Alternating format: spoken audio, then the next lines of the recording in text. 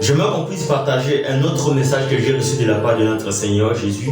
À part celui du 24 mai que j'avais reçu, le 28 juin encore, Dieu par sa grâce, ça veut dire environ 28 jours après, Dieu m'a parlé encore d'une autre chose pendant que j'étais en retraite. Et c'est ça que j'aimerais qu'on puisse parler aujourd'hui pour la gloire de son nom. C'était le lundi 21 juin 2021, la nuit, je fais un songe. Et dans ce songe-là, je me suis retrouvé qu'on était dans une ville, il y avait beaucoup de gens, nous étions en train de parler, on était là, on discutait. Et parmi les gens qu'on parlait, il y avait 3 filles que j'avais reconnues. Elles étaient toutes dans une même famille. Et on parlait avec ces filles-là. Apparemment, elles préparaient une fête chez elles. Il y avait une fête qui devait se passer la soirée. Et nous étions en train de discuter par rapport à ça, comment ça va se passer et tout. On était là en train de parler, on était tellement occupés, distraits par ces choses. Et subitement, nous avons vu des camions de militaires surgir de nulle part. Ils étaient partout. Et ils étaient là en train de sauter sur les véhicules. Et apparemment, on s'est retrouvé que ces moments-là, tout le monde devait être chez soi, apparemment. Ok?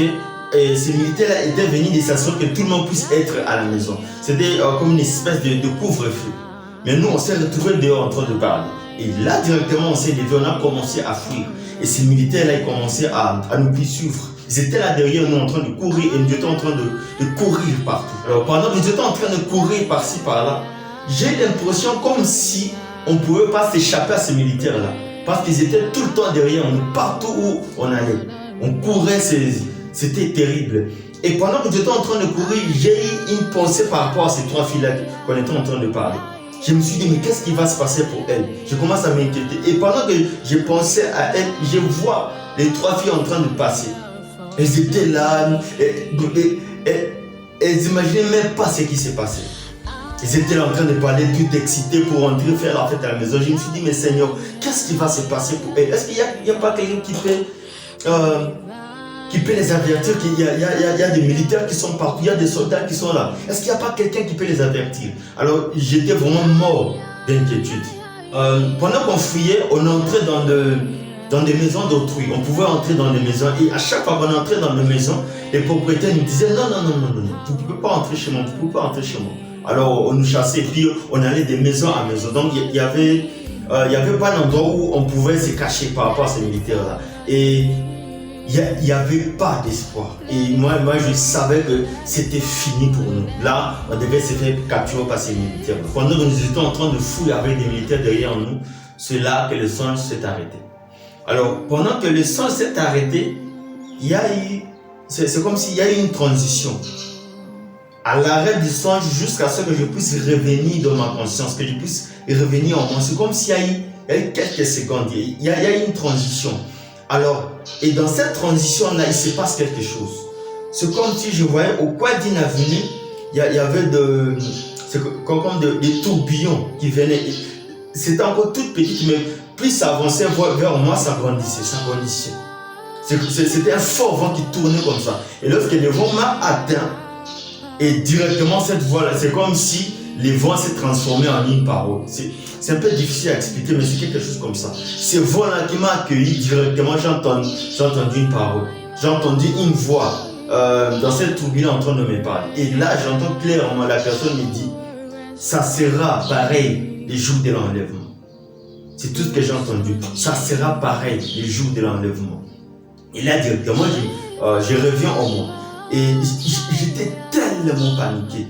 En fait, la peur que j'ai eue, c'était même 10 fois plus que j'avais dans ma première vision dont j'avais parlé.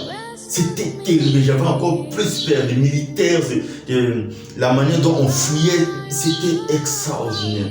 J'étais envahi par la peur, de tout mon être, j'avais peur. Et j'ai commencé à penser à cette parole, j'ai pensé à cette parole-là, toujours dans cette peur-là, je me suis dit, mais si seulement Jésus viendrait ainsi, si ça sera aussi par surprise et que si les gens ne sont pas prêts, ils ne vont pas partir avec lui. Mais qu'est-ce qui va se passer? Qu'est-ce qui va se passer? Et je me suis dit, mais c'est genre de choses, on doit toujours prêcher à l'église. Normalement, on doit les prêcher tous les jours à l'église. On doit parler de ça pour que les chrétiens puissent être prêts.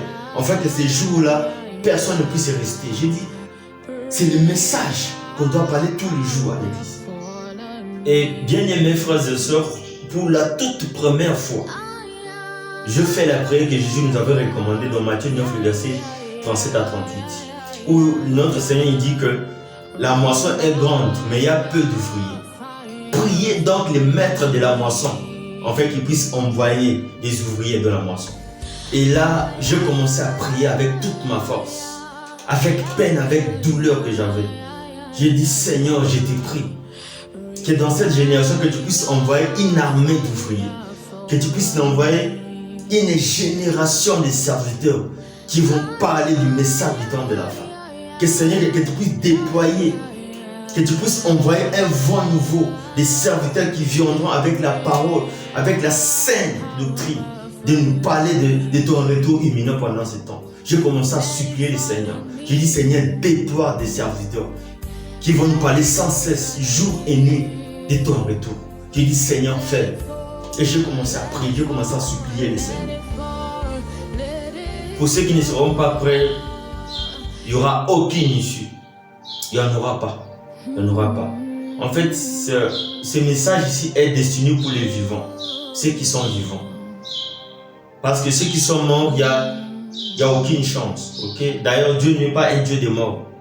Et comme nous sommes vivants, c'est le moment qu'on puisse s'apprêter pour ces jours-là.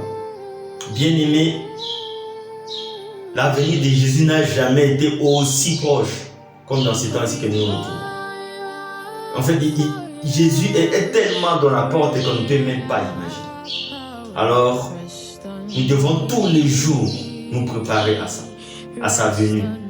À partir de cet instant, il peut venir à n'importe quel moment, à n'importe quelle heure. Mais le mal, c'est que nous ne connaissons pas le jour, ni l'heure, ni la seconde que lui viendra. Mais au moins, il nous donne la possibilité de s'arranger déjà, de marcher dans ses voies, de se purifier, de se sanctifier, de marcher dans sa crainte, pour que ce jour-là, lorsque la trompette sonnera, lorsqu'il viendra avec ses anges, que nous puissions être prêts à s'élever ce jour-là et à lui rencontrer dans les airs.